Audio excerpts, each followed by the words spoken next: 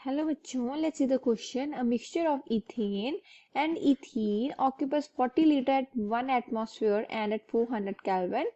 The mixture reacts completely with 130 grams of O2 to produce CO2 and water.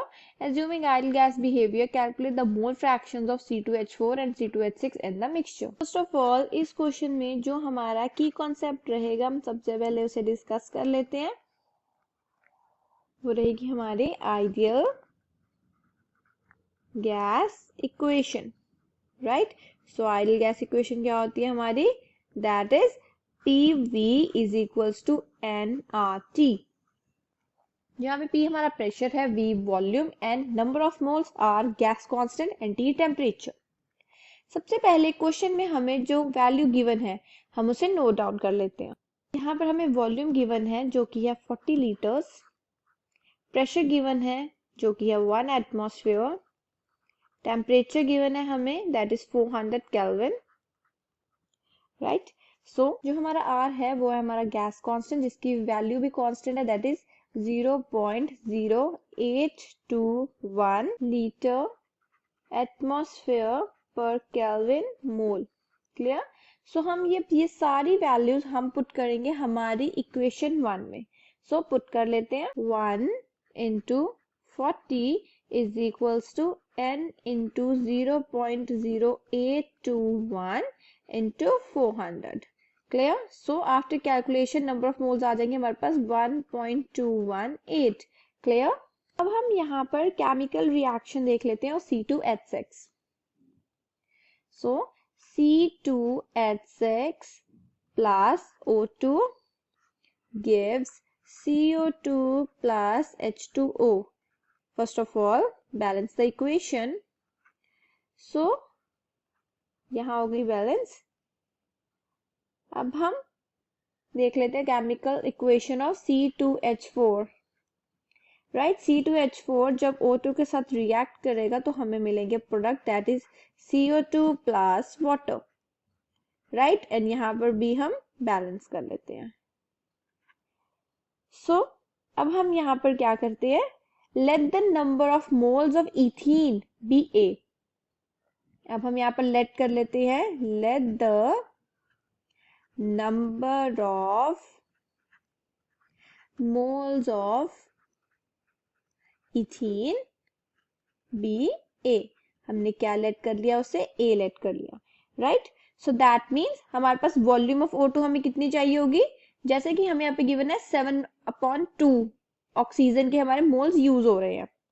So that means यहाँ पर volume of O2 required by ethane.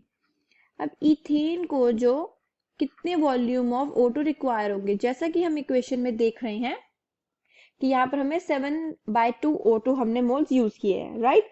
So that means यहाँ पर हम क्या लिख लेंगे? That is 7/2 into ए जो कि आ जाएगा 7/2A. क्लियर. ये आ गई हमारे पास volume of O2.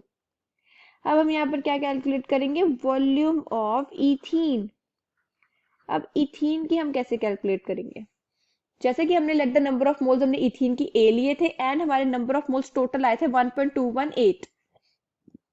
So that means यहाँ पर क्या करेंगे? 1.218 minus A. Clear.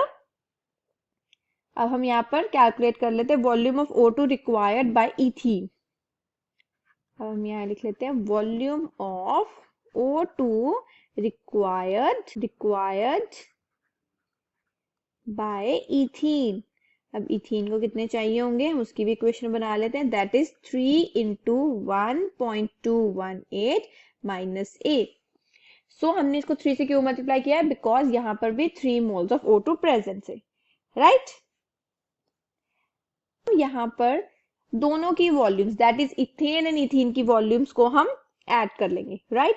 So that means हमें यहाँ पर क्या इक्वेशन मिल जाएगी? That is 7/2A plus 3 into 1.218 minus A is equals to 130/32. ये क्या आ गए हमारे पास? ये आ गए हमारे पास moles of oxygen. Clear. So calculate कर लेते हैं. 7/2A plus 3.654 minus 3a is equals to 4.0625. 1.218 minus a is equals to 1.218 minus 0.817. क्या आंसर आ गया हमारे पास? 0.401. क्लियर? सो ये थे हमारे पास यहाँ पर मोल्स ऑफ इथीन, राइट? अब हम यहाँ पर इन सबका मोल फ्रैक्शन काउंट करेंगे. सो यहाँ लिख लेते हैं मोल फ्रैक्शन ऑफ इथेन. सबसे पहले हम यहाँ पर इथेन का कैलकुलेट करेंगे, तो वो क्या आ जाएगा?